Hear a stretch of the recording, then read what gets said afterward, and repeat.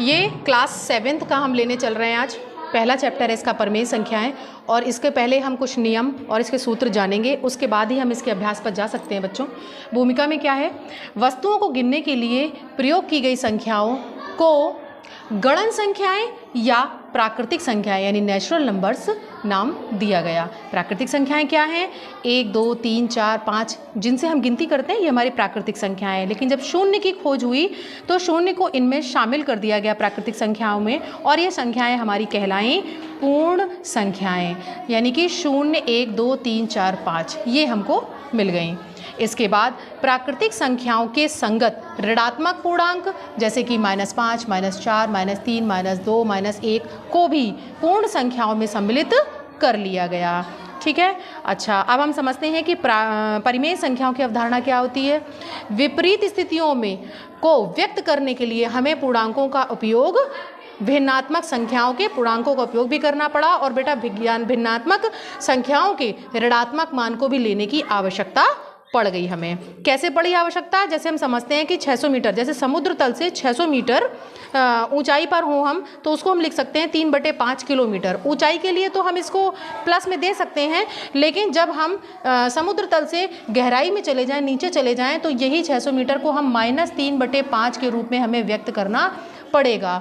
तब हमें जो है ऋणात्मक संख्याओं की आवश्यकता हुई, जब हम विपरीत में गए उस दिशा के। जैसे पूर्णांक है -15, इसमें हमने 5 का भाग दिया तो -3 मिला, ये हमारा पूर्णांक है।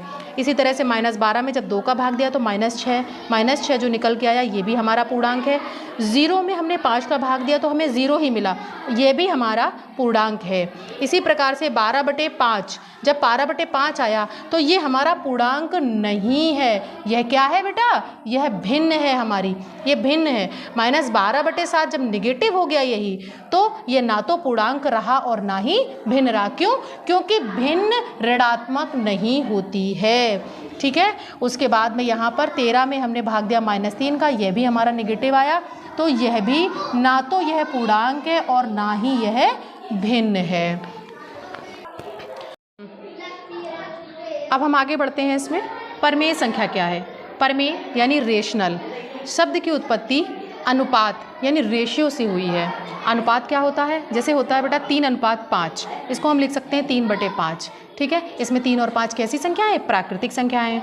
परंतु अगर -3/5 हो तो उसे हम -3:5 नहीं लिख सकते हैं, है ना। जैसे 1/2 है, इसकी संगत संख्या में अंश में -1/2 किया, एक बार हर में माइनस किया, और एक बार अंश और हर दोनों में किया, ये नई संख्याएं बन करके आती हैं। परिभाषा क्या कहती है कि एक परिमेय संख्या को एक ऐसी संख्या के रूप में परिभाषित किया जाता है जिसे P/Q के रूप में व्यक्त किया जा सके। तो इसे हम P और Q क्या है इसमें बेटा? इसमें P और Q हमारे पूर्णांक है, जिसमें कि Q जो है वो ≠0 यानी 0 के बराबर नहीं होगा। आगे भिन्ने और परिमेय संख्याएं, इनको जानते हैं। भिन्ने जैसे 7/11, 4/9 या कुछ और एंड सो ऑन। P/Q से इनकी अगर हम तुलना कर दें तो P = 7 और Q = 11 आ जाएगा। इसकी कर दें P/Q से तुलना तो P = 4 और Q = 9 आ जाएगा। इससे हमें पता चलता है सभी भिन्ने जो होती हैं परिमेय संख्याएं हैं। क्या पूर्णांक भी परिमेय संख्याएं हैं? अगला सवाल ये भी उठेगा दिमाग में। किसी भी पूर्णांक को एक परिमेय संख्या माना जा सकता है। क्यों माना जा सकता है? जैसे हमने यहाँ पर लिया है पूर्णांक -5 एक परिमेय संख्या है। क्यों? क्योंकि इसे हम -5/1 के रूप में भी लिख सकते हैं, जो कि एक परिमेय संख्या का रूप है। और इसी तरह से पूर्णांक 0 है, यह भी एक पूर्ण संख्या है। इसे हम कैसे लिख सकते हैं? जैसे हम 0/3 लिख दें, 0/5 लिख दें, या 0/7 लिख दें। तो यानी कि यह 0 भी एक परिमेय संख्या है। 0 कैसा है? एक परिमेय संख्या है। लेकिन 0 ना तो धनात्मक परिमेय होता है और ना ही ऋणात्मक परिमेय संख्या होती है। परिमेय संख्याएं जानते हैं 3/7, 2/8, 4/9, ये सभी हमारी धनात्मक परिमेय संख्याएं हैं, क्योंकि इनमें कहीं पर भी ऋण चिन्ह नहीं दिया हुआ है। इसी के आगे दूसरी लाइन एक लिखी हुई है -3/5, -3/8, -9/5। इसमें ये सभी ऋणात्मक पूर्णांक हैं और ऋणात्मक परिमेय संख्याएं हैं। -2/4 और 4/-5 -3/7 6/-8, यानी यदि अंश में भी निगेटिव है, माइनस लगा हुआ है, या हर में माइनस लगा हुआ है, तो ये सभी भी हमारी क्या कहलाएंगी? ऋणात्मक परमेय संख्याएं होती हैं। सभी परमेय संख्याएं भिन्न नहीं होती हैं, परंतु प्रत्येक भिन्न परमेय संख्या होती है। ठीक है, परमेय संख्या -2/-9, यदि बेटा अंश और हर दोनों में माइनस लगा है तो वह भिन्न नहीं है। इसका दूसरा रूप 2/9, यह भिन्न है। -x/-y इसी के समानांतर है, ये x/y। तो ये कैसा हो गया? जबकि -x/y बराबर x/-y में ये दोनों निगेटिव हो जाते हैं। ठीक है, आगे बढ़ते हैं। इसके प्रगुण हैं 2, एक है समतुल्यता का प्रगुण, एक है सरलता का। आगे देखिए, समतुल्यता के प्रगुण में किसी परमेय संख्या के अंश व हर में एक ही शून्येतर पूर्णांक से आगे यदि हम गुणा करते हैं तो हमें समतुल्य परमेय संख्याएं प्राप्त होती हैं। जैसे 1/2 है, इसमें हम गुणा कर दें समान तो 2 एकम 2 और 2 दूनी 4।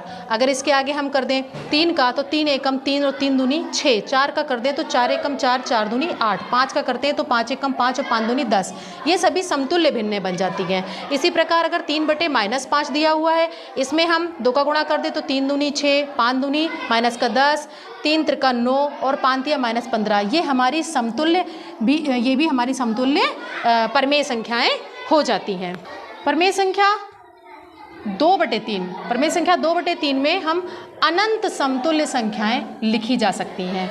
यदि इसमें हम 0 से गुणा कर दें, जैसे अभी हम अंक से कर रहे थे गुणा, वैसे अगर हम 0 से गुणा कर दें तो ये 0 0 हो जाएगा, जो कि यह परमेय संख्या नहीं होगी।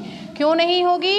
क्योंकि हर शून्य नहीं हो सकता, हर शून्य नहीं होता है। ये हमने आपको पहले ही बताया था, Q is not equal to 0। आगे आते हैं, इसका दूसरा एक रूल और है, लास्ट बिल्कुल सरलतम रूप। अंश और हर में यदि बच्चों मासा सिर्फ और सिर्फ एक है तो सहअभाज्य होते हैं वो। ठीक है, और हर सदैव इसमें क्या होता है? धनात्मक पूर्णांक होता है। जैसे हमने एक उदाहरण ले लिया है 60/72, इसमें अगर अंश और हर हमने इसमें दोनों का जो मासा है इसमें 12 निकला, उसका हमने भाग दिया तो 12 पंचे कितना आ गया? ये 60, और यहाँ आ गया 12 छंग 72। यह इसका सरलतम रूप हो जाता है। बच्चों, इसमें हम बताना चाहेंगे कि हम 2 तरह की वीडियो बना रहे हैं। एक आपका लेके चलते हैं नियम और शर्तें यानी सूत्र पर, जो कि हमारा पार्ट 1 होता है, और इसके आगे जो हम अभ्यास बनाएंगे 1A, उसके लिए हम पार्ट 2 तैयार करते हैं। ठीक है, तो अब हम सवाल 1A लगाएंगे 7th क्लास के लिए, जो कि पार्ट 2 में आपको मिलेगा। ठीक है, सब्सक्राइब करते रहिए चैनल को और सीखते रहिए गणित।